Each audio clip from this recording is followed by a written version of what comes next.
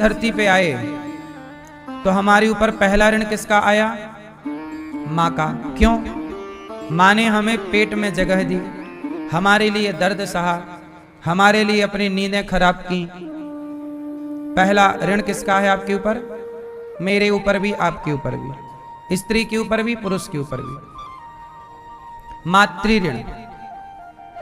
दूसरा ऋण है पितृ ऋण। पिता, पिता के कारण आपको पिता कमा कमा के लाता है और पूरी दौलत इकट्ठी करता है और आखिरी में वही दौलत अपने बेटे को दे करके चला जाता है। पिता कमा कमा के खिलाता है, आपकी पढ़ाई लिखाई में सहयोग करता है। पितृ ऋण। हर व्यक्ति के ऊपर माता का, पिता का ऋण होता है। उसी ऋण को उतारने के लिए, अच्छा वो ऋण कैसे उतरेगा? माँ बाप का ऋण कभी नहीं उतरता, लेकिन पुत्र यदि अपने कर्तव्य करे तो वो ऋण कुछ कम हो जाता है। आप उतार नहीं सकते पूरा, कम कर सकते हैं। क्या करके कम करें? माँ की सेवा करो तो माँ का ऋण कम होगा, पिता की सेवा करो पिता का ऋण कम होगा, माँ बाप को तीर्थ कराओ, तीर्थ कराओ, माँ बाप को भागवत सुनवाओ, कम होगा। और जब आप माँ बाप से सब कुछ लेते हैं, कुछ देते नहीं, और जब माँ बाप की हो जाती है मृत्यु, तो क्या होता है कि माँ बाप चाहते हैं कि आप, दादा दादी चाहते हैं कि आप उनके नाम से कोई पुण्य का काम करो। जब आप पुण्य का काम नहीं करते, यदि उन्होंने पुण्य करके मरे हैं तब तो वो मोक्ष पा लेते हैं, आपके पिताजी, माताजी, दादाजी, दादी जी। और यदि उनके पुण्य में थोड़ी कमी रह गई तो वह पितृलोक चले जाते हैं। कितने लोक होते हैं? जैसे हम लोग रहते हैं मृत्यु लोक में, भगवान रहते हैं बैकुंठ लोक में, देवता रहते हैं देवलोक में, ब्रह्मा जी रहते हैं सत्यलोक में, सबका जैसे ध्रुव जी रहते हैं ध्रुव लोक में, ऐसे पितर रहते हैं पितृलोक में। तो आपके पितर, पितर मतलब आपके पिता, दादा, इन सबको पितर कहा जाता है। पूर्वज जो नहीं रहे उन्हें क्या बोला जाता है? वो पितर हो गए। अच्छा, अब उन्होंने पुण्य किया, जैसे आप लोग पुण्य करके जाओगी मैया तो आप तो पुण्य करके मुक्त हो जाओगी, पर आपके पुण्य में कमी रह गई तो आप पितृलोक जाओगे और पितृलोक में इंतजार करोगे कि मेरा बेटा मेरे नाम से कोई पुण्य करेगा तो वह पुण्य का फल मुझे मिलेगा, उस पुण्य से मेरी सदगति होगी। परंतु बच्चे, जिनके बच्चे पितरों के लिए करते हैं तो उनके पितर उन्हें आशीर्वाद देकर के मुक्त हो जाते हैं, और जिनके बच्चे नहीं करते उनके पितर उन्हें बद्दुआएं देने लग जाते हैं, शाप देने लग जाते हैं। उसी को कहते हैं पितृदोष। फिर लोग क्या कहते हैं? भैया पितृदोष चल रहे हैं। पितृदोष क्या होता है? पितृदोष से आपका कई बार पितृदोष होने से वंश की वृद्धि रुक जाती है। कई बार समाज में देखा गया 3 बेटे हैं और 3 बहुएं हैं, पर तीनों को बच्चा नहीं है। ऐसे कैसे हो सकता है? और डॉक्टर बोल रहे हैं सब नॉर्मल है, फिर भी बच्चा नहीं हो रहा है। डॉक्टर कह रहे हैं नॉर्मल है, तो मतलब कहीं ना कहीं से कोई दोष तो है। इसी कई बार आपका काम होते होते रह गया, बड़ी मेहनत, आपके पड़ोसी कम मेहनत करते हैं, वो ज्यादा तरक्की पा लेते हैं, आप ज्यादा मेहनत करते हैं, तरक्की नहीं होती। क्यों? कहीं ना कहीं दोष रहते हैं हम सबके जीवन में। इसलिए अपने पितरों के निमित्त कोई शुभ कार्य करने में पीछे मत रहा करो। अब आप कहो कि महाराज जी हम अपने पितरों के लिए क्या कर सकते हैं, तो सबसे बेस्ट, सबसे उत्तम कार्य मैं आपको बताऊं, अपने पितरों के निमित्त आप भागवत जी के पाठ करा सकते हैं। कोई कितना भी बड़ा अपराध करके मरा हो, पापी से पापी, गया श्राद्ध सतेनापि मुक्तिर्मे न भविष्यति। गया श्राद्ध कर लेने से भी, यदि पिंडदान कर लेने से भी यदि किसी की मुक्ति रह गई तो भागवत सुन लेने के बाद उसकी मुक्ति निश्चित होती है। अंतिम भागवत जी हैं। इसलिए अभी 29 दिसंबर से भागवत जी के पोथी पाठ बैठेंगे। आप भी यहाँ गौरी गोपाल में लोग पोथी पाठ अपने पितरों के लिए करवाते रहते हैं। आप लोग भी अपने माता पिता पूर्वजों के नाम से पोथी पाठ करवा सकते हैं। जीवन में कुछ अच्छे कार्य जरूर कर लेने चाहिए, सबको ही करने चाहिए। ये दास अनिरुद्ध हम हर महीने 2-3 पाठ भागवत जी के अपने निमित्त करा लेते हैं, हर महीने कराते हैं। तो 12 महीने में आप ये समझ लीजिए कि 3 तो कराते ही हैं, पर आप 2 की गणना कीजिए तो साल के कितने हो गए? 12 दूनी 24 पाठ तो हम करवाते ही हैं अपने लिए, अपने पितरों के लिए। हम हर महीने कराते रहते, महीने के 2। जितना अच्छा कर सकते हैं कर लें, अभी मौका है अच्छे करने का, अभी मौका है।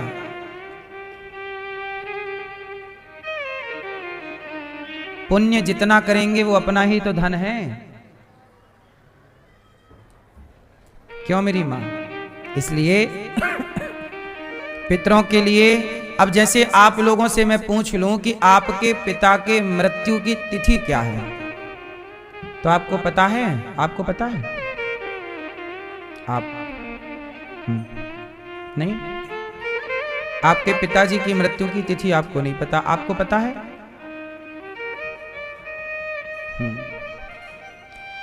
सबको अपने पिता के मृत्यु की तिथि याद होनी चाहिए, तारीख नहीं। सनातन सिस्टम तारीख से नहीं चलता, सनातन किससे चलता है? तिथि से। अपनी सास की, अपनी मां की पुण्य तिथि, मृत्यु की तिथि याद रखिए, और जब भी उसकी तिथि आए, हर महीने आएगी। यदि आपकी मां अष्टमी, आपके पिताजी अष्टमी को गए माना की उदाहरण, तो अष्टमी शुक्ल पक्ष की हो या कृष्ण पक्ष की, आपके पिताजी गए शुक्ल पक्ष की अष्टमी को माना की, तो अगले महीने फिर अष्टमी आएगी शुक्ल पक्ष की, उसके अगले महीने फिर आएगी। साल में 12 बार तिथि आएगी आपके पिता की। कितनी बार आएगी? इन 12 बार आपको क्या करना चाहिए? अपने दादा की, पिता की पुण्यतिथि पर एक दीपक जला करके पितरों के नाम का दक्षिण दिशा में रखना चाहिए। अपने मंदिर में ही दक्षिण दीवार की तरफ रख देना चाहिए, मंदिर में ही दक्षिण की तरफ, दक्षिण की ओर मुंह करके। और उस तिथि पर, जैसे अष्टमी के दिन पिता की तिथि है, यदि हो सके तो 2-4 ब्राह्मणों को बुला लो, 2-4 कन्याओं को बुला लो। उस दिन, तिथि के दिन 2-4 ब्राह्मणों को भोजन करा दो, कन्याओं को भोजन करा दो। आसपास गैया है तो पिता के नाम से गाय को चारा खिला दो। उस दिन विशेष चिड़ियों को दाना, कौआ को दाना, कुत्ते को रोटी, अगल बगल जो कुत्ते हैं उनको पेट भर, पिता के नाम से। ये 1 महीने में 1 बार कर सकते हैं आप, तो कर लीजिए। एक तिथि आए तो अपने पिता की तिथि पर आप गौरी गोपाल आश्रम में संतों को भोजन बंटवाएं कि भाई यहाँ हजारों संत भोजन करते हैं गौरी गोपाल में, पिता की पुण्य तिथि पर हम संतों को भोजन बंटवाएंगे। माँ की पुण्य तिथि पर हजारों साधु संत जो भोजन करते हैं, गौरी गोपाल आश्रम में ये संतों को रोटी बंटवाएंगे कि भाई आज का भोजन हमारी ओर से, हमारे पूज्य पिताजी की ओर से। माँ की मृत्यु पर इन वृद्ध माओं को भोजन करा दो कि यहाँ गौरी गोपाल में वृद्ध माएं रहती हैं, माओं को भोजन करा दो। यदि कर सकते हैं तो उस तिथि पर 12 बार, शुरू के कम से कम 2-3 साल तक तो ये कार्य कर लो। 3 साल के बाद फिर क्या होता है कि पिंडदान हो जाता है गया जी में। जब तक गया श्राद्ध नहीं कर लेते तब तक वो हर महीने की तिथि याद करके कर लो। फिर गया श्राद्ध कर लिया तो फिर हर महीने करने की जरूरत नहीं है। फिर साल में 1 बार पितृपक्ष जब आता है, उस पितृपक्ष में जो तिथि आती है आपके, जैसे अष्टमी है तो अष्टमी आएगी, तो उस अष्टमी के दिन आप गया श्राद्ध कर आओ। और अब आप लोग प्रश्न करेंगे कि हमने तो गया श्राद्ध कर दिया, पिंडदान कर दिया, अब क्या करें? तो गया श्राद्ध करने के बाद भी नियम तो यही है कि माता पिता की तिथि पर आप कुछ ना कुछ कार्य छोटा मोटा ही, पंजीरी ही बांटिए बाप के नाम से, पर ये उस तिथि पर पंजीरी ही सही पर बटनी चाहिए। अन्न दान उस दिन भले पंजीरी का करो, पर हो उस तिथि पर, माता और पिता की तिथि पर। इससे क्या होगा? इससे आपके पितरों की परम गति होगी, पितृ दोष नहीं होगा, और साल में एक बार, जीवन में एक बार भागवत जी के पोथी पाठ करवा ली अपने माता पिता के नाम से, उससे आपका जीवन बेहतर होगा। आज का व्यक्ति इतना आलसी हो गया है कि अपने कर्तव्यों को भूल गया। ना माँ का कोई कर्तव्य पूरा कर रहा है, ना पिता का वो बोलता है आज के व्यक्ति, अरे हम तो विज्ञान के युग के, हमें ये भरोसे ही नहीं है क्या वया क्या होता है। तुम नहीं मानते, इसका मतलब ये नहीं है कि सत्य नहीं है। ना मानने से अंग्रेज आते हैं और गया श्राद्ध करने लगे। पता है आपको अंग्रेज, आप गया जी जाइएगा पितृपक्ष में, अंग्रेज मिलेंगे आपको श्राद्ध करते हुए। जो सत्संग कर रहा है, जो समझ रहा है, वो सब अपने कर्तव्य कर रहे हैं। आज की आपाधापी में लोग भूल गए, कर्तव्य कोई नहीं करना चाहता।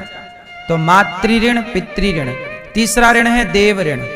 देव ऋण, सूर्य भगवान को जल चढ़ाइए, भगवान का स्मरण कीजिए, इससे देव ऋण से मुक्ति मिल जाती है। देवताओं का भी ऋण है ना, प्रकाश दे रहे हैं सूर्य भगवान, आपको हवा मिल रही है, पानी मिल रहा है, ये प्रकृति तो दे रही है, तो देवताओं का ऋण है। और चौथा ऋषि ऋण। ऋषि ऋण क्या होता है?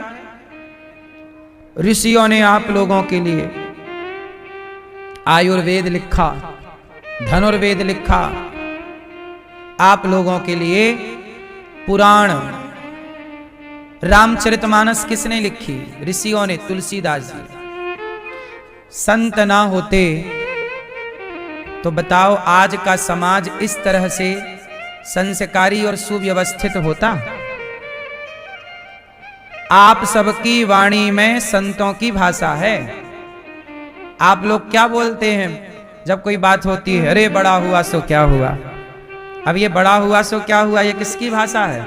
संतों की तो वाणी है। तो संतों का ऋण हम सबके ऊपर होता, क्योंकि हम जो बोल रहे हैं वो कहीं ना कहीं संतों की वाणी। वो जब भी आप कोई उदाहरण देते हैं तो आप क्या बोलते हैं? आप बात बात में बोला करते हैं कि देखो रामायण में ऐसा लिखा है, भाई को धोखा नहीं देना चाहिए, भरत जी और राम जी। अब राम और भैया भरत के बारे में आपने पढ़ा होगा, तो जहां भी पढ़ा होगा उस ग्रंथ को लिखने वाले कोई ऋषि ही होंगे। बोलो हाँ। रामायण पढ़ोगे तो महर्षि वाल्मीकि जी ऋषि, रामचरितमानस पढ़ोगे तो तुलसीदास जी ऋषि,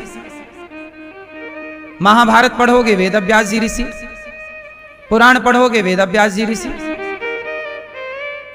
फिर तो जितना भी हम समाज में ज्ञान हमारे यहां है वो सब ऋषियों की देन है।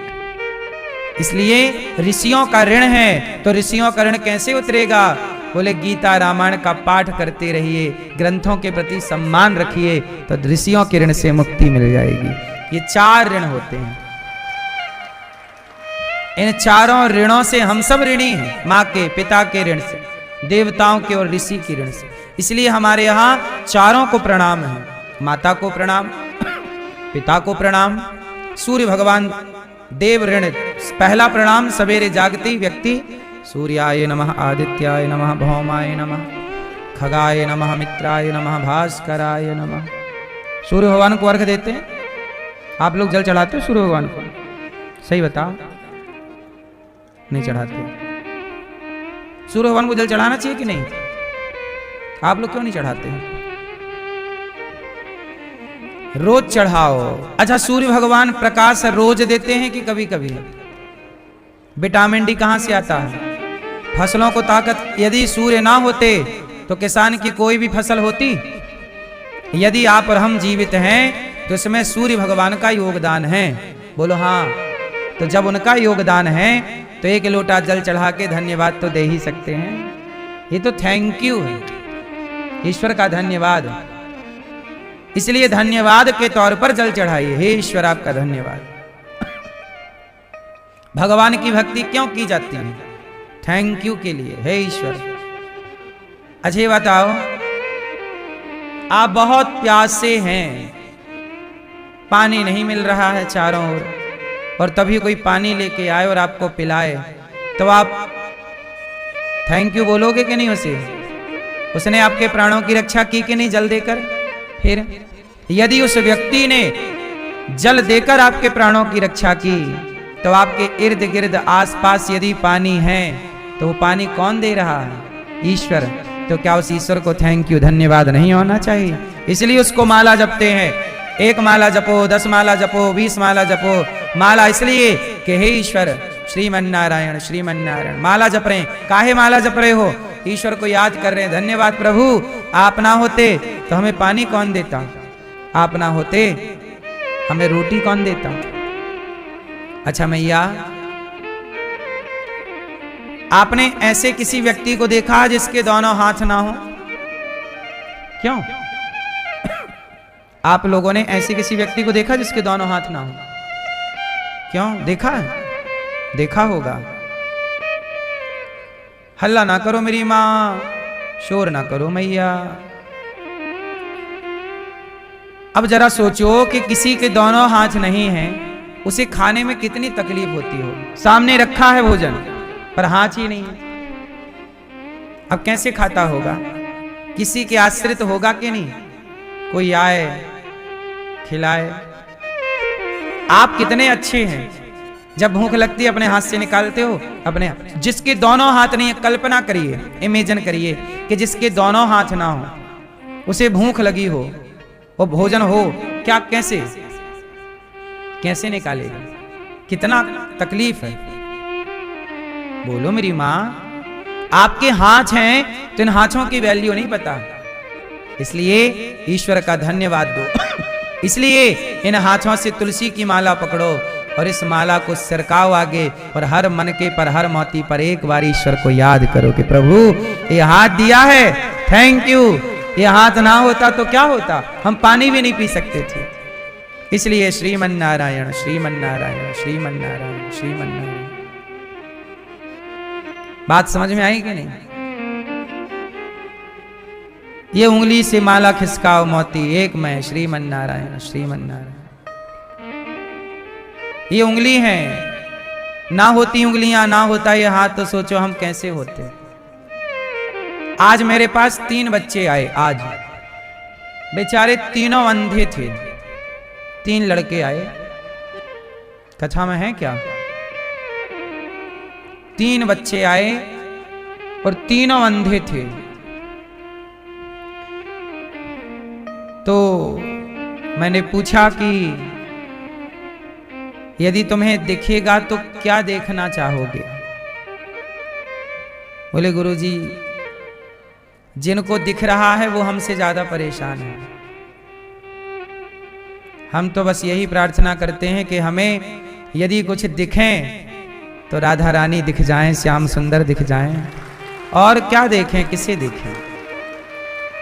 जरा सोचिए, आप उनकी आंखें नहीं हैं, आपकी आंखें हैं। आप सब देख सकते हैं, वो नहीं देख सकते। तुम देख सकते हो फिर भी शिकायतें बड़ी करते हो। वो नहीं देख सकते फिर भी उनकी शिकायतें नहीं थी।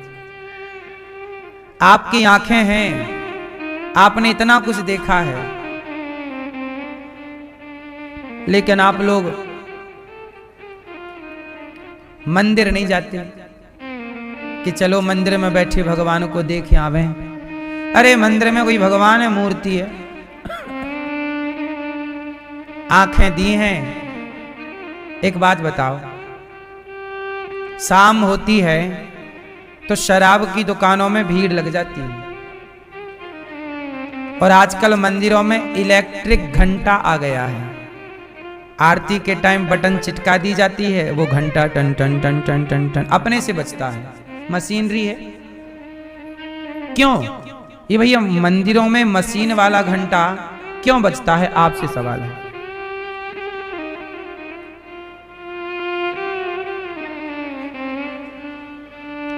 सच बताओ, आप आरती के टाइम मंदिर जाते हो?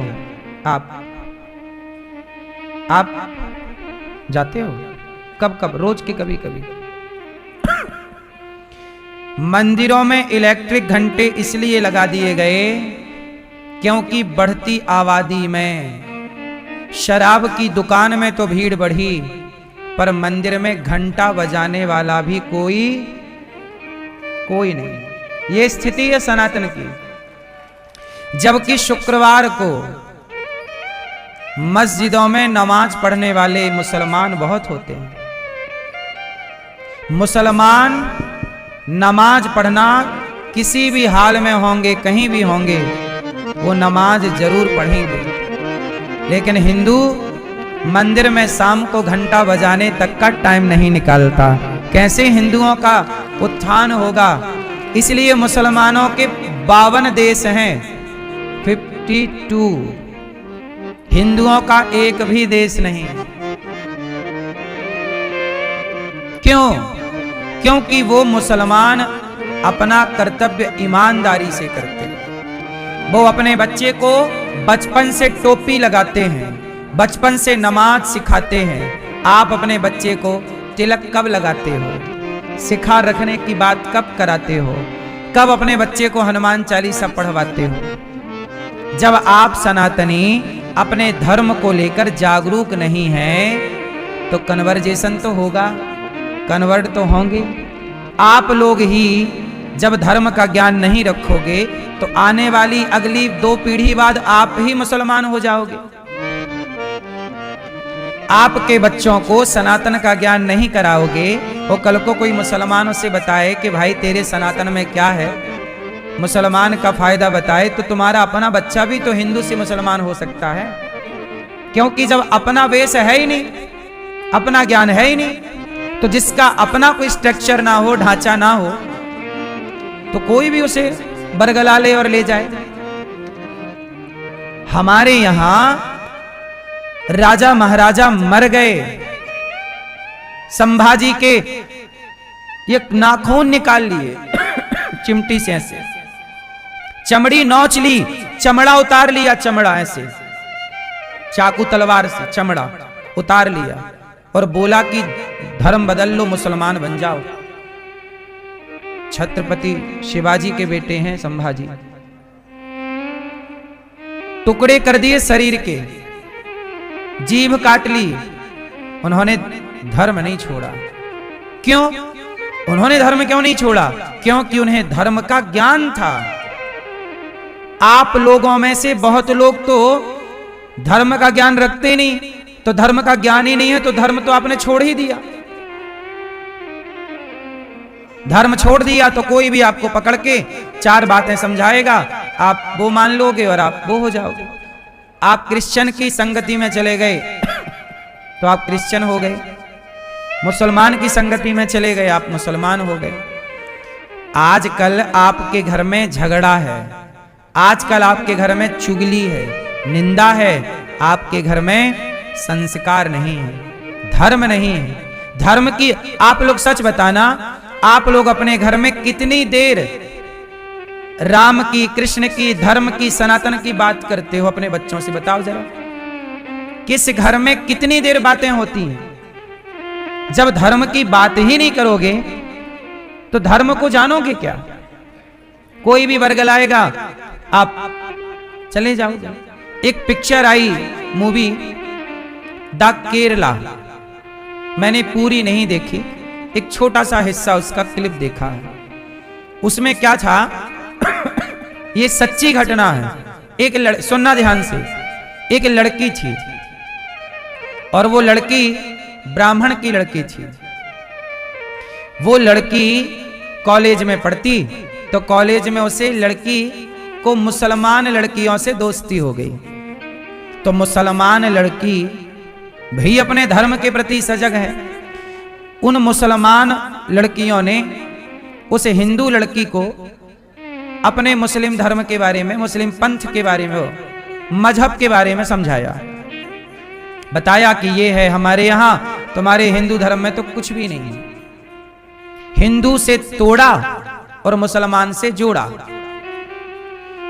अब हुआ क्या कि वो लड़की हिंदू की उनकी बातों में आ गई और उसने कहा कि हमारे यहां तो हूरों की बात होती है, जन्नत है। उसने भैया आतंकी संगठन से उस लड़की को मिला दिया। और वो सच्ची घटना है ये।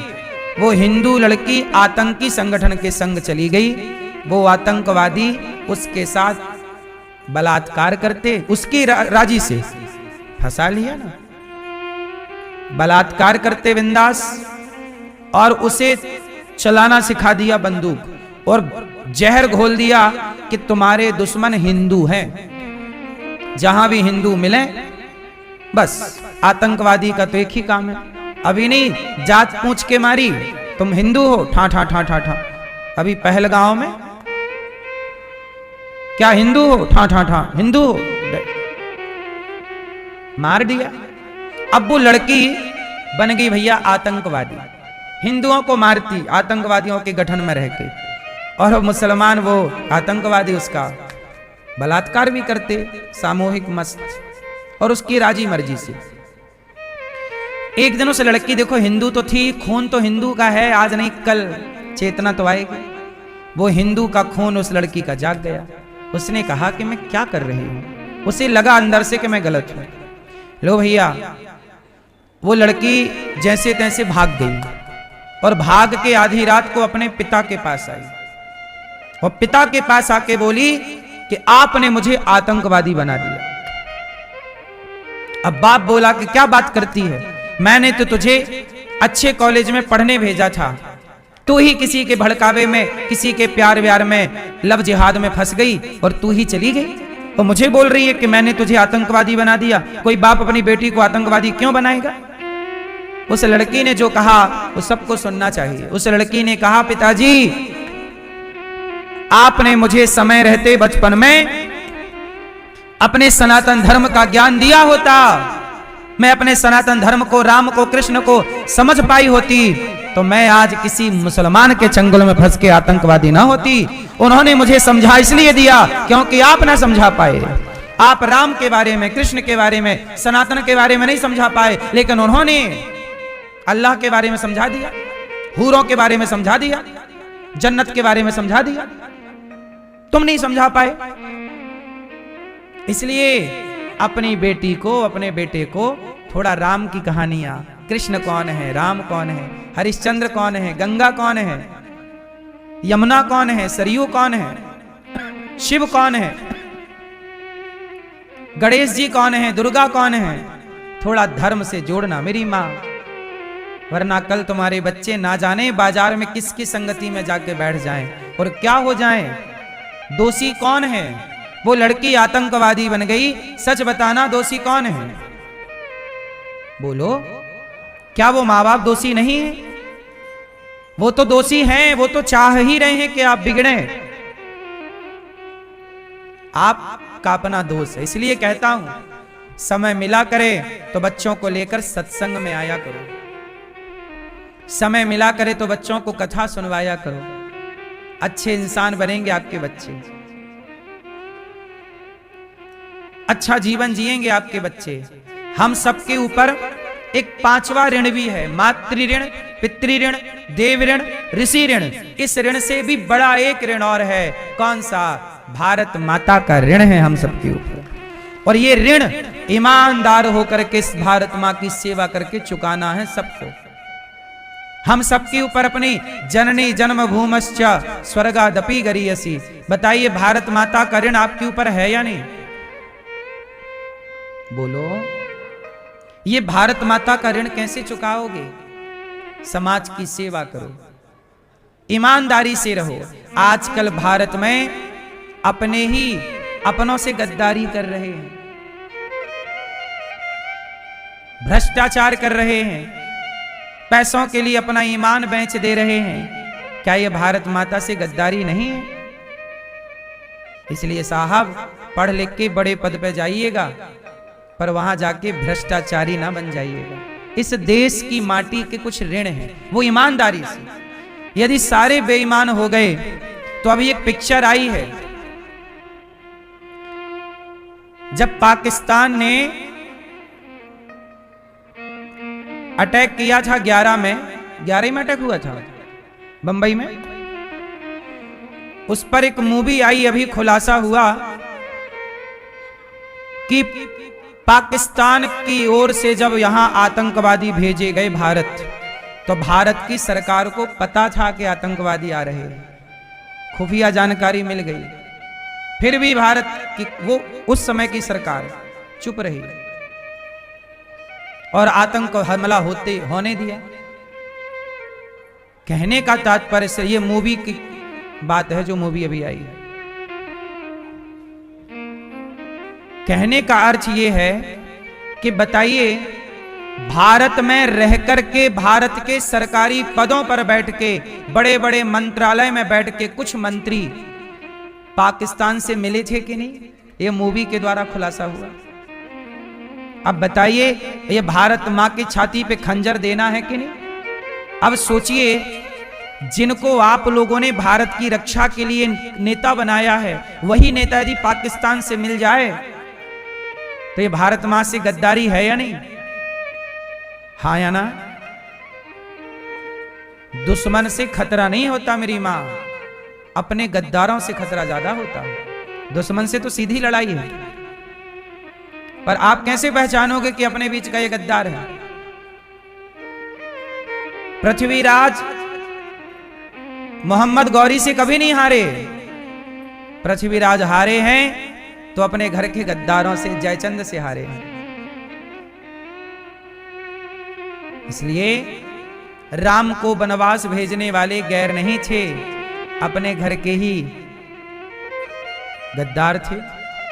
जिस अयोध्या का नमक मंथरा खाया करती थी, जिस अयोध्या की रोटी मंथरा खाया करती थी, जिस अयोध्या का पानी मंथरा पिया करती थी, उसी अयोध्या के प्रति जहर घोला के नहीं कैकेयी मां के मस्तिष्क में?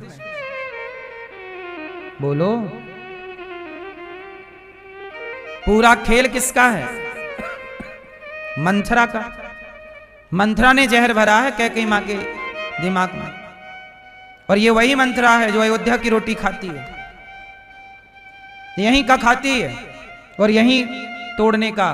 कहावत कहते ना सीधी, जिस पत्तल में खाते हैं उसी में छेद करते हैं। इसलिए जिस भारत मां में हो, उस भारत मां के लिए सदा ईमानदार रहना, यह भी संस्कार बच्चों को दीजिएगा।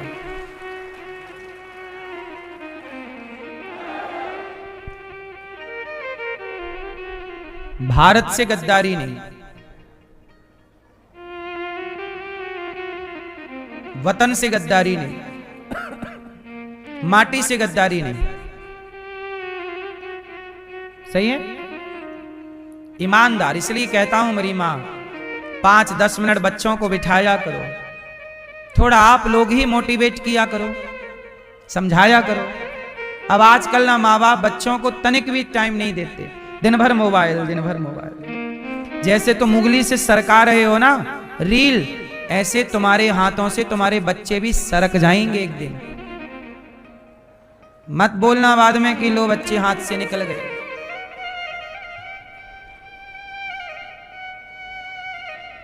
समय रहते जाग लो, उठ जाग मुसाफिर भोर भई, अब रैन कहां तू सोवत है। जो सोवत है वो खोवत है, जो जागत है वो पावत है।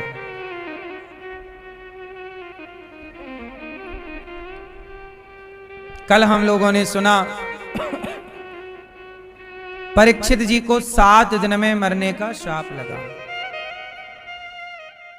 परीक्षित जी ने कलयुग को रहने के 4 कमरे बनवा दिए। द्यूतम पानम स्त्रियः सूना यत्रा धर्मस् चतुर्विधा। कलयुग कहां रहता है? जुआ, द्यूतम। आप लोग जुआ खेलते हैं? आप लोग मंदिर में घंटा बजाने वाला कोई नहीं है, शराब की दुकान में भीड़ लगी है। अब बताइए, जब धर्म का पाठ आप नहीं पढ़ेंगे तो आपका धर्म कम होता चलेगा, आपकी संख्या कम होती चलेगी। और देखो, उनके देश बढ़ गए, तुम्हारा 0 है। हाँ या ना? मंदिर सूना सूना रहेगा, भरी रहेंगी मधुशाला। पिता के संग भरी सभा में नाचेगी घर की बाला। एक ऐसा कन्यादान पिता ही कन्या का धन खाएगा। रामचंद्र कह गए सिया से, ऐसा कलयुग आएगा। मंदिर सूना, इसलिए समय निकाला करो और घंटा बजाने शाम की आरती में तो पहुंचा करो। सवेरे आपके अगल बगल कोई मंदिर है तो आप लोग जाया करो। एक तो आजकल के बूढ़े लोग भी बड़े आलसी हो गए हैं। चलो बच्चे तो बच्चे हैं, तुम एक्सपायरी डेट वाले घर पे क्या कर रहे हो? दिन भर घटिया तोड़ते हो घर पड़े पड़े। तुम तो निकलो मंदिर जाओ शाम को, तुम्हारी तो उम्र हो गई, बढ़िया कंबल रजाई ओढ़ो, जाओ मंदिर, घंटा का टाइम बजाओ, अपना बुढ़ापे में कीर्तन करो। बूढ़े लोग अपना कर्तव्य कर नहीं रहे हैं मेरी मां, सही से। बूढ़े लोग लड़ा के चले गए भारत को, देश बांट के चले गए, अब लड़ते रहो। ये बूढ़ों का कोई काम था? अरे तोड़ के गए थे, जोड़ के जाते। तोड़ के गए तो आज तक भोग रहे हैं हम सब लोग। बांटे भी तो ऐसा बांटे कि कांटा बन गया। बोलो हाँ। वहां से तो हिंदू खदेड़ दिए गए, यहां वाले वहां नहीं गए, और बांट और दिया। पता नहीं क्यों बांट दिया, का सूझी खोपड़ी में। बूढ़ों के निर्णय बहुत अच्छे नहीं थे, राष्ट्र हित में करके कुछ गए नहीं। इसलिए कहते हैं वो बूढ़े नहीं कर गए, तुम अच्छा कर लो, बूढ़े हो। बूढ़े व्यक्ति की जिम्मेदारी ज्यादा है, लेकिन बूढ़े बस शाम हुई तो ताश खेलने में लग रहे हैं। कुछ बूढ़े पत्ता खेलेंगे। ये अरे बुढ़ापे में तो आपको सनातन को जोड़ने का प्रयास करना चाहिए। आपके पास तो अनुभव ज्यादा है। इस उम्र में तो अब दिमाग देश में लगाओ कि देश के लिए आप सारी जिंदगी तो परिवार में लगा दी ना जिंदगी, अब 2-5 साल राष्ट्र की सेवा में दे दो आखिरी के। नहीं, आखिरी मरेंगे भी तो पोता को लाओ, पोता दिखाओ, और देखते देखते ये कोई मरना है? पोती कहाँ है, पोती देख लेंगे। ये कोई मरना है? कुत्तों की तरह ना मरो। राष्ट्र के लिए यदि आपने अपने जीवन के 60 साल परिवार को दिए हैं तो कम से कम 5 साल भारत माता को दीजिए। ये आपका मरना सार्थक होगा। वरना बूढ़े हो, मर तो जाओ, कहां भागे? जहां भागे आग। और दूसरा लंगड़ा। लंगड़ा भागे कैसे? तो लंगड़ा और अंधा दोनों उस आग में जलने के लिए क्या थे? मजबूर थे। लेकिन दोनों यदि एक दूसरे का सहयोग करेंगे तो दोनों क्या हो जाएंगे? दोनों बच जाएंगे। कैसे बचेंगे आप बताओ? क्या करें कि दोनों बच जाएं? आप बताओ। बूढ़ा बताएगा। चलो आप बूढ़े, हम बच्चे, बताओ हमें क्या करें? हैं? मंदिर जाए? ये भटकी जनरेशन है। सुनो बेटा, अंधा बोला कि आप लंगड़े हैं, आप मेरे कंधे पे बैठ जाइए। तो अंधे ने लंगड़े को कहां बिठाया? अपने कंधे पर। तो लंगड़े की मिल गई आंख और अंधे के मिल गए पांव, दोनों बच गए। जवानी है अंधी, तो जवान लड़कों को क्या करना चाहिए? अपने कंधे पर बूढ़े को बिठाना चाहिए। क्यों? क्योंकि बूढ़ा लंगड़ा भले है, पर बूढ़ा लंबा देख सकता है। बूढ़ा कैसा है? जवान अंधा। जवान अंधा है, ये अंधा देख नहीं सकता, पर बूढ़ा दूर का देख सकता है। जवान देखेगा तो 2025 देखेगा, 26 देखेगा, पर बूढ़े की आंखें 2050 को भी देख सकती हैं कि तेरा भविष्य क्या है। इसलिए अनुभव हो बुढ़ापे का और चाल हो जवानी की, तो आप बहुत तेजी से अपने लक्ष्य को प्राप्त कर लेंगे। दोनों इस भयंकर आतंक की आग से बच जाओगे। आने वाले इस टाइम पर तो आपको बचना ही बचना है। इसलिए जवानों के ऊपर किसका हाथ हो? बूढ़ों का, क्योंकि बूढ़ों का मार्गदर्शन नहीं होगा तो ये बच्चे भटक जाएंगे। सच बताना, अर्जुन के ऊपर कृष्ण का यदि कंट्रोल ना होता महाभारत के अंदर, यदि अर्जुन को कृष्ण गीता का ज्ञान ना देते तो क्या अर्जुन युद्ध में जीतते? संभव था? आप जितने लोग बैठे हैं आप सब अर्जुन हैं, लेकिन हर अर्जुन को भी एक कृष्ण की जरूरत पड़ती है। बिना कृष्ण के अर्जुन भी आधा है, वो भी जीत नहीं सकता। यदि आपको इस जिंदगी में जीतना है, कामयाब होना है, तो आपके जीवन में कृष्ण चाहिए। अब ये आप निर्णय लीजिए कि आप कृष्ण मां को बनाना चाहते हैं, पिता को बनाना चाहते हैं, या गुरु को बनाना चाहते हैं।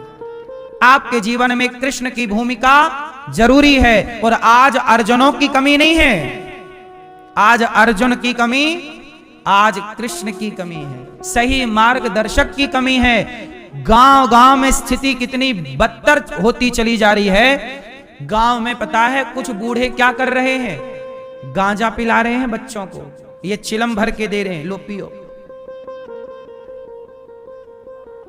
जिन बूढ़ों को बच्चों को समझाना चाहिए कि बेटा सही क्या है तुम्हारे लिए, ये नहीं रास्ता, लेकिन वो गांजा भर के दे रहे हैं, शराब दे रहे हैं, चरस दे रहे हैं, अफीम दे रहे हैं। मैं अपनी एक छोटी सी बात बताऊं, मैं हर चीज से गुजर चुका हूं, इसलिए मुझे अनुभव है। मैं जब छोटा था तो मेरे गांव के एक बूढ़े, मैं अपनी बात बोल रहा हूं, मेरे अपने गांव की, हंडी का एक ही चावल दबा के देखा जाता है, सारे नहीं दबाए जाते। मेरे गांव में मैया जब मैं छोटा था, लगभग मैं 9 वर्ष का रहा होऊंगा, 9-10 मान लो अधिक से अधिक। उस समय मेरे पास एक गांव के मेरे 3 दोस्त हम 3 लड़के बैठे थे तालाब के पास। तो वहां पे एक बूढ़ा आया, उसने बिस्किट दिया हम तीनों को, एक पैकेट पार्ले जी, 1 2 3, और बिस्किट दिया। हम लोगों को लगा यार बिस्किट दे रहा, चलो खाओ, खाने लग गए। और बिस्किट देने के बाद उसने चिलम पकड़ा दी हमारे एक दोस्त को, कहा मारो पियो। वो दोस्त चिलम नहीं पीता था, गांजा। उसने कहा कि तुम गांजा पियोगे तो हम तुम्हें 1 पैकेट बिस्किट और देंगे। अब लड़के तो मेरे दोस्त मतलब मेरी उम्र के रहे होंगे, मेरे से 2 साल बड़ा था वो। लो भैया, उसने खींचा गांजा, खांसी आई, उसने दे दिया, कहा अच्छा नहीं है। फिर दूसरे को पिलाया, दूसरे को भी खांसी आई, फिर मुझे चिलम दिया। मैंने कहा भैया ये बिस्किट आपका, लो। मैं नहीं पिया, मैं भाग गया घर। वो 2 लड़कों को उसने फंसा लिया। आज भी मेरे वो 2 दोस्त जो बचपन के थे, आज भी वो गंजेड़ी हैं। है क्या? ये हंसने की बात है? उनमें उन बच्चों की क्या गलती थी? आप बताइए, समाज के ये गुनहगार हैं या नहीं, जो लालच देके छोटी उम्र में बच्चों को बिगाड़ रहे हैं? अरे वो उम्र हम लोगों की बिगड़ने की थी क्या? हम लोग जानते थे गांजा क्या होता है। मैं तो भाग गया तो बच गया, वो नहीं भागे बेचारे, बिस्किट के लालच में आ गए, बर्बाद हो गए। आज तक उनके माँ बाप परेशान हैं। और जिसने बिगाड़ा वो आज भी है, लेकिन आज भी समाज की इतनी हिम्मत नहीं है कि वो उसे टोक दे। मैं बोलता हूं कि टोका करो रे, कम से कम बोला तो करो। भीष्म पितामह जैसी चुप्पी ही सर्वनाश का कारण होती है। जो गलत देख कर भी चुप रहे, गलत करने वाला वो व्यक्ति उतना गलत नहीं है जितना उसका परिवार ये जानकर, मैंने सबको बताया कि ये व्यक्ति है जो बिगाड़ रहा सबको, सब चुप हैं। अरे कौन बुराई ले, कौन लड़े? मत लड़ो, बिगड़ते रहो। साहब लड़ना पड़ता है, लड़ना तो अर्जुन को भी पड़ा, लड़ना तो भगवान कृष्ण को भी पड़ा। अपने अधिकार की लड़ाइयां लड़नी पड़ेंगी, गलत के खिलाफ बोलना पड़ेगा। मैं तो बोलता हूं। अब आपके गांव में भी कुछ लोग ऐसे होंगे जो आपके बच्चों को बिगाड़ना चाहते होंगे। आपकी गली मोहल्ले में भी ऐसे लोग होंगे, आपके बच्चे को बीड़ी देते होंगे, सिगरेट देते होंगे, फ्री में दारू देते होंगे, फ्री में ये कि पियो बेटा, एक बार तुम पियोगे, कल से पैसा चुरा चुरा के लाओगे और दोगे के लाओ। फिर बाद में क्या हुआ? वो आदमी गांजा बेचने लगा और इन्हीं को अपना ग्राहक बना के इन्हीं से करवाता चोरी घर में, और ये उससे गांजा का अब आदी हो गए, तो अब ये पैसे चुरा चुरा के उससे गांजा, अब उसका बिजनेस चल पड़ा। ये इस तरह का काम होता है। ये गांव की हालत है। शहरों में तो मैं कभी रहा नहीं इस तरह से। शहरों में तो आप देखिए, बड़े बड़े शहरों में इससे भी हैवी नशा चलता है, अफीम, चरस और भी भगवान जाने क्या क्या होता है। समाज को कैसे सुधारोगे आप, कैसे बचाओगे अपने बच्चों को? आपके बच्चे गलत नहीं है मेरी माँ, बच्चों को मिलने वाली संगति गलत है। क्यों जी, सही है? तुम्हें कोई बिगाड़ना चाहा आज तक? सिगरेट दिया किसी ने? तुम पी लो यार, क्या होता? दारू दिया आपको? सच बताओ, खाओ माँ कसम। बीड़ी पीते हो? सिगरेट नहीं, आज तक सिगरेट नहीं पिए? सच बताओ, आज तक सिगरेट पिए ही नहीं पिए? और आप भैया खाओ माँ कसम के आज तक पिए ही नहीं। सही है। संगति बुरी नहीं मिलेगी तो नहीं बिगड़ेगा, और बुरी मिल गई तो। गांव में 10-10 साल के बच्चे बीड़ी पी रहे हैं, 15-15 साल के लड़के खूब गुटखा खा रहे हैं। यह बात सही है कि गलत है? बहुत बुरी स्थिति है। नशा इतना अधिक है कि माँ बाप परेशान है। राजा परीक्षित कलयुग को स्थान देते हैं। द्यूतम, जुआ में कलयुग, जहां जुआ वहां सर्वनाश। पानम, शराब में कलयुग। स्त्रिया, पराई औरत में कलयुग। और मांस में कलयुग। मांसाहार नहीं करना चाहिए, शुद्ध शाकाहारी बनो। आप लोग मांस खाते हैं? कलयुग कहां कहां रहता है? जहां जुआ है वहां कलयुग। राजा परीक्षित जी ने कलयुग को, अच्छा कलयुग ये कौन सा युग चल रहा है? यहां कौन सा युग चल रहा है? यहां वर्तमान में आप किस युग में हो? ये कलयुग है। कलयुग कहां कहां है जरा ध्यान से सुन लो। जहां एसी चल रही है, क्या वहां गर्मी है? बोलो। जहां एसी की हवा है वहां गर्मी का प्रभाव शून्य है, 0। जहां एसी है वहां गर्मी का प्रभाव नहीं है। ऐसे जहां कीर्तन है, सत्संग है, भजन है, वहां कलयुग का प्रभाव नहीं है। कलयुग का प्रभाव वहां है जहां जुआ है। जुआ मतलब कलयुग वहीं रहेगा। जहां गंदगी होगी वहां मक्खी और मच्छर जरूर होंगे। जहां नाला होगा वहां दुर्गंध जरूर होगी। ये बात सही है कि गलत है? जहां नाला है वहां दुर्गंध जरूर है। उसी तरह जहां जुआ है वहां कलयुग की दुर्गंध है। जुआ आजकल तो मोबाइल पर लोग डाउनलोड करके खेल के बर्बाद हैं। पानम, जहां शराब वहां कलयुग की दुर्गंध। जहां पराई औरत पर दृष्टि वहां कलयुग की नजर, कलयुग की दुर्गंध। और जहां मांसाहार वहां कलयुग की दुर्गंध। और जहां बेईमानी से कमाया गया धन वहां कलयुग की दुर्गंध। पर जहां सत्संग है, कीर्तन है, जहां भगवत चिंतन है वहां कलयुग का कोई प्रभाव नहीं पड़ता। मंदिर में कलयुग का प्रभाव नहीं है। सत्संग में, अब देखो आप लोग यहां बैठे हैं, आपके अंदर कोई विकार है अभी वर्तमान में इतनी देर में? बोलो। बिल्कुल निर्मल हैं आप इस समय कथा सुनने से। ये आपके, अब आप कहां हो? अभी आप सतयुग में हो, त्रेता में हो, द्वापर में हो। कलयुग तो वहां होगा। यहां कोई शराब पीने लग जाए तो कलयुग केवल उसे प्रभावित करेगा जो शराब पी रहा है, हमें प्रभावित नहीं करेगा। इसलिए अपने घर के माहौल को कलयुग से हटाकर सतयुग, त्रेता, द्वापर में भी ले जाया जा सकता है। द्यूतम, पानम, स्त्रिया, पराई औरत को देखना, ये सतयुग का प्रभाव नहीं है, ये कलयुग का प्रभाव है। रावण और दुर्योधन, दुर्योधन द्वापर का है और रावण त्रेता का। लेकिन एक बात बताओ, त्रेता में भी कलयुग था कि नहीं? और द्वापर में भी कलयुग था कि नहीं? और कलयुग में भी सतयुग है कि नहीं? आप लोग ये समझते हैं कि सतयुग सेपरेट सतयुग है। नहीं, सतयुग में भी कलयुग है। सतयुग में भी क्या है? जोर से। सतयुग में आप बताइए, प्रहलाद पर उनके पिता ने अत्याचार किया कि नहीं? क्या सतयुग में प्रहलाद के ऊपर अत्याचार हुआ? क्या ये उस सतयुग का धर्म था कि एक बाप बेटे पर अत्याचार करें? हिरण्यकश्यपु पर कलयुग का प्रभाव आ गया। कलयुग चारों युगों में चारों युग रहते हैं, समझो इस बात को।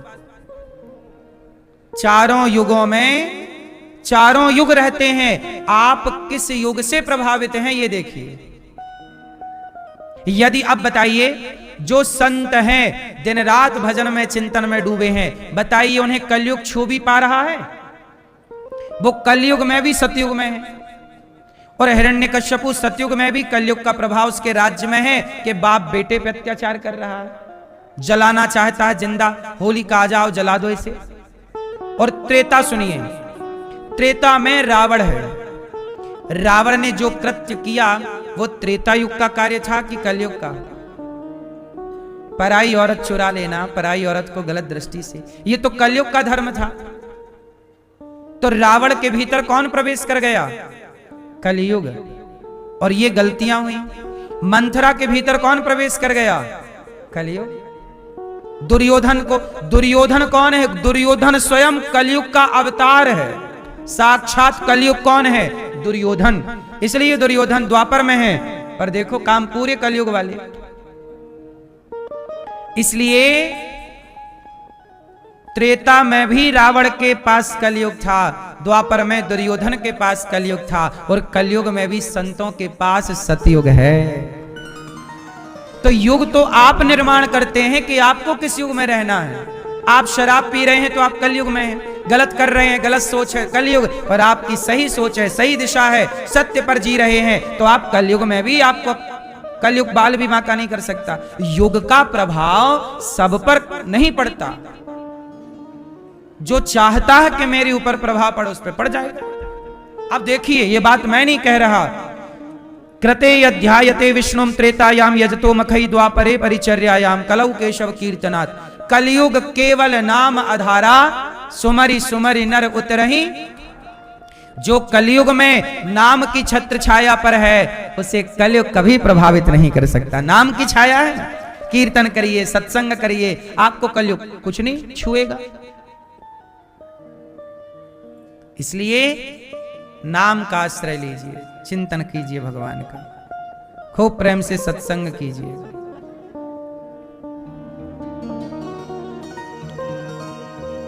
अभी 28 दिसंबर को करवे नगर पुणे में एक दिन के लिए दास अनिरुद्ध आ रहा है। पुणे में आयोजित सत्संग होगा, वहां पर यह दास रहेगा। शिवसेना के वहां पर कुछ भक्त हैं, शिव भक्त, जो भगवान शिव के परम भक्त हैं। अनिकेत जावलकर जी ने इस कार्यक्रम को आयोजित किया है और उन्होंने बुलाया है। तो सुंदर सा यह आयोजन 28 दिसंबर को होगा, शाम 6 बजे से रात के 10 बजे तक। और करवे नगर पुणे महाराष्ट्र में यह सुंदर सा आयोजन है। एक दिन के लिए दास अनिरुद्ध आएगा। तो पुणे के भक्तों के लिए ये सूचना देनी थी कि एक दिन के लिए दास पुणे भी आएगा आप सबका दर्शन करने। आप भी सत्संग में सम्मिलित होइएगा, सपरिवार आइएगा, और 2-3 घंटे आपके संग हम प्रेम पूर्वक भगवत चिंतन करेंगे, कुछ बातें करेंगे आपसे। आप सभी के बीच सत्संग होगा, जरूर आइएगा। राधे राधे। तो कुल मिलाकर के राजा परीक्षित जी के सिर पे कलयुग आके बैठ गया, क्योंकि उन्होंने एक संत का अपमान कर दिया। और संत जी के अपमान से क्या हुआ कि राजा परीक्षित जी को शाप मिला 7 दिन में मर जाने का। राजा परीक्षित जी सुखदेव भगवान से बोले, गुरुदेव मुझे मरना है, मैं क्या करूं? सुखदेव भगवान ने कहा, वरीयाने सते प्रश्न क्रतो लोकहितं नृप आत्मवित् सम्मतः पुंसां श्रोतव्यादिषु यः परः निद्रया ह्रियते नक्तं व्यवायेन च वावयः दिवाचार्थे हया राजन् कुटुम्ब भरणेन वा। हे प्रभु, मैं क्या करूं? परीक्षित जी ने कहा शाप लगा है। सुखदेव भगवान बोले, आपने बड़ा उत्तम प्रश्न किया। तस्माद् भारत सर्वात्मा भगवान ईश्वरो हरि श्रोतव्यः कीर्तितव्यश्च स्मर्तव्यश्चेच्छता भय। ज्यादा से ज्यादा भगवान का स्मरण करना चाहिए और अंते नारायण स्मृति, अंत में यदि नारायण की भगवान की स्मृति हो गई, स्मरण हो गया तो जीवन सार्थक है। अच्छा, जीवन में कितना पैसा कमाओ, सुखदेव जी बोल रहे हैं, धन कितना कमाना चाहिए? क्यों मैया, जिंदगी में कितना धन कमाएं आप बताओ? कितना भैया, कितना पैसा कमाना चाहिए? पैसा देखो बहुत कमाओ ईमानदारी से, पर जितना भी कमाओ उसमें संतुष्ट रहो। क्या रहो? जोर से। धन कमाना चाहिए पर कमा कर भी परेशान रहना नहीं चाहिए। आजकल लोग इतना कमा के भी क्या है? परेशान। यार बहुत है, खुश रहा करो, जीवन है, मुस्कुराया करो, मुस्कुराया करो। जिंदगी में जिंदगी का राज पाना चाहिए, जिंदगी में जिंदगी को मुस्कुराना चाहिए। थोड़ा मुस्कुराया करो, हंसा करो। जिंदगी मिली है, बिंदास जियो। सारी जिंदगी व्यक्ति गधों की तरह भागता रहता, फिरता रहता, बेवजह परेशान है। खाना पेट भर ही है पर भागता ऐसे है जैसे सब चर जाएगा। सत्याम छितौ किम कसिपोह प्रयासैर बाहौ स्वसिद्धे युपवर्हणै किम सत्यंजलौ किम पुरुधान्य पात्र्या दिग्वल किलादौ सति किम दुकूलै चीराणि किम पथि न संति दिशंति भिक्षाम। जब देखो जमीन पर लेटने से काम हो जाए तो बिस्तर का क्या संग्रह करना। अच्छा बताओ, 84 लाख योनियों में सबसे ज्यादा संग्रह कौन करता है? उत्तर कौन करता है? जोर से। मनुष्य। क्या चिड़िया संग्रह करती है? कल का दाना ले आए। क्या कल का संग्रह शेर करता है? क्या गाय कल का संग्रह करती है? क्या बकरी कल का संग्रह करती है? कोई कल का संग्रह नहीं करते, फिर भी सब खुश हैं। और इंसान 4 पीढ़ी का संग्रह किए बैठा है, फिर भी परेशान है, फिर भी परेशान है, फिर भी हंसता नहीं है, मुस्कुराता नहीं है। धन उतना ही कमाओ जितने की जरूरत है, बाकी चिंतन ईश्वर का। जीवन जी लो बिंदास, अपने लिए जी लो, अपने लिए टाइम निकालो, आत्मचिंतन करो अपने लिए। जिंदगी का सुख ले ही नहीं पा रहे, आनंद मजा ले ही नहीं पा रहे जीवन का। अब ये जैसे ही आदमी होश संभालता है वैसे ही काम के पीछे भागता है। काम नहीं मिला तो परेशान, काम मिल गया और काम मिलने के बाद छुट्टी नहीं मिल रही है तो परेशान, काम मिलने के बाद सैलरी ठीक नहीं मिल रही है तो परेशान। सारी जिंदगी परेशानियों में गुजर रही है। अच्छा, पहले का व्यक्ति इतना परेशान नहीं था, हाँ या ना? आज का व्यक्ति ज्यादा परेशान क्यों? जरा मुझे उत्तर दे दो। पहले परेशान कम थे लोग, आज ज्यादा हैं, क्यों? उत्तर आप दीजिए उत्तर। पहले के लोग परेशान ज्यादा थे कि आज के लोग परेशान ज्यादा? पहले ये बताओ। परेशान ज्यादा, क्यों?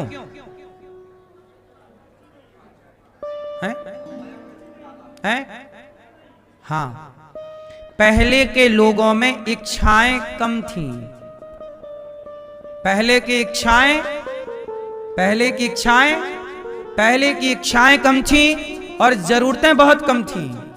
आज की इच्छाएं भी ज्यादा हैं और जरूरतें बहुत ज्यादा हैं। जिसकी जरूरतें कम हैं, इच्छाएं कम हैं, चाह गई चिंता मिटी, मनवावे परवाह, जिसको कछु ना चाहिए वो ही साहंसाह। बड़ा कौन? जिसे कुछ नहीं चाहिए।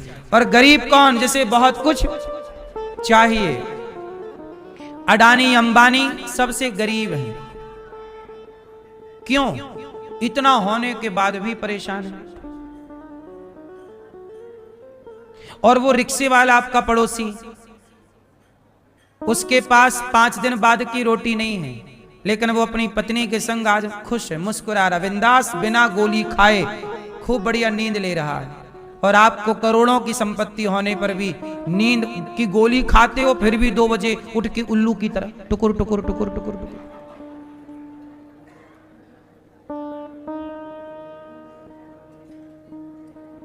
आप बताइए, जो गरीब आदमी है, रिक्शे वाला है, यदि वो अपनी जिंदगी में संतुष्ट है अपनी कमाई से, तो वो उस व्यक्ति से ज्यादा प्रसन्न है जो करोड़पति है। हाँ या ना? उसे नींद की गोली नहीं खानी पड़ती पर बढ़िया नींद आती है। उसे भूख का टॉनिक नहीं पीना पड़ता, बढ़िया भूख लगती है। और वो पत्नी और पति दोनों बिंदास खुश हैं। साइकिल पे चल, पत्नी पीछे बैठी है साइकिल में, पति चला रहा, और दोनों का प्यार बढ़िया है। इससे बढ़िया अमीरी क्या होगी? जिसके परिवार में मुस्कान है, पत्नी खुश रहती है, पति खुश, बच्चे खुश, चहकते रहते हैं, स्माइल है। आज की इस आपाधापी की दुनिया में अमीर वही है जिसके होठों पे मुस्कान है, उसे अमीर समझो। और जिसके होठों पे मुस्कान नहीं है वो करोड़पति क्यों ना हो, काहे का अमीर, मुस्कुराता तो है ही नहीं। कुछ स्त्रियां कितनी प्रसन्न रहती हैं, वो कुछ स्त्रियां देखो। इसलिए जो खुश है वो अमीर है, जो दुखी है वो गरीब है। मैया, ओ चश्मा वाली मैया, आप खुश हो कि दुखी हो? मैया क्या बोलती तू? खुश रहा करो, जितना पैसा है बहुत है। ये बात सही है कि नहीं? जब आवे संतोष धन, सब धन धूरी समान। राम कितने संतुष्ट हैं। राम जंगल में है, झोपड़ी भी नहीं है, और पति पत्नी कितने खुश हैं। राम सीता खुश है कि नहीं? राम क्या करते हैं? एक बार क्या हुआ, राम जी फूल तोड़ के ले आए और सीता मैया को फूलों की माला बना के उनके गले में पहना रहे हैं राम जी, कानों में पहना रहे हैं राम जी, बाला फूलों का कुंडल यहां लगा रहे हैं राम जी। राम जी श्रृंगार कर रहे हैं, किसका? सीता मैया का। यहां पहना रहे हैं बाजूबंद में फूल, यहां फूलों की चूड़ी, कमर में करधन फूलों का। राम जी कर रहे हैं ये, खुश है ना? ये नहीं कि भाई अब पिता ने वनवास भेज दिया तो रोती रहे, भाई ने पिताजी ने निकाल दिया, माँ ने मेरे साथ बड़ा गलत किया, धन ले लिया, पूरा अयोध्या छीन ली। 14 साल में राम कहीं रोए नहीं। राम पूरे इस काल में मुझे 3 बार ही रोते नजर आए। कहां रोए राम जी? जब पिताजी ने वनवास भेजा, राम जी राजा बनने वाले थे, राजा नहीं बने, वनवास चले गए। 100 से 0 पे आ गए राम जी, लेकिन राम जी रोए नहीं।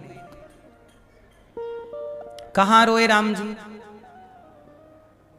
पूरा जीवन देखो राम जी का। राम जी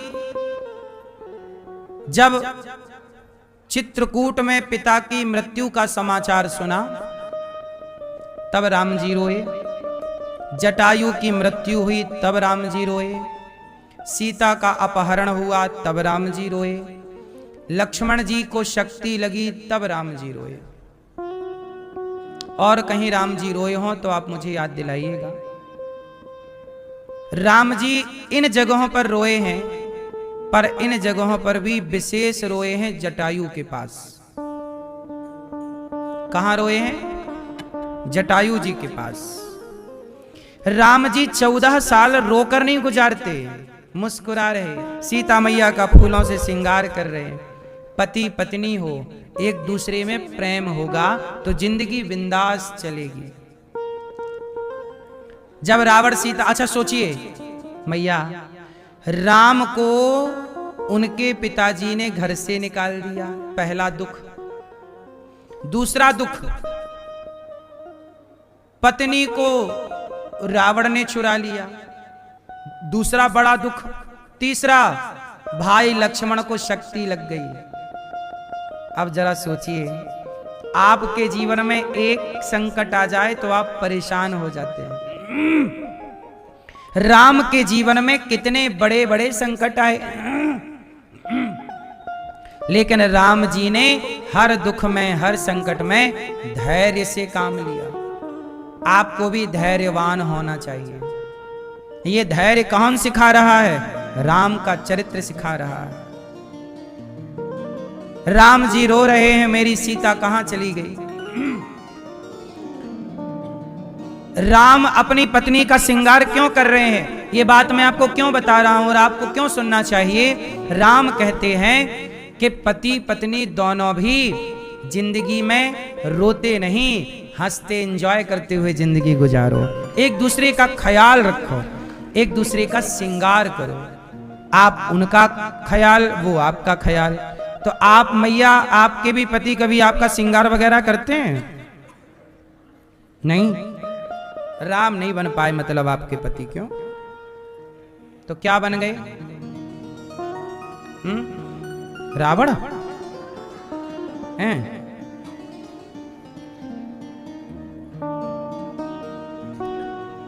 पत्नी और पति में प्रेम हो, ये राम जी सिखा रहे हैं। राम जी का आदर्श चरित्र उच्च कोटि का है, समझ पाना सबके बस का खेल नहीं है।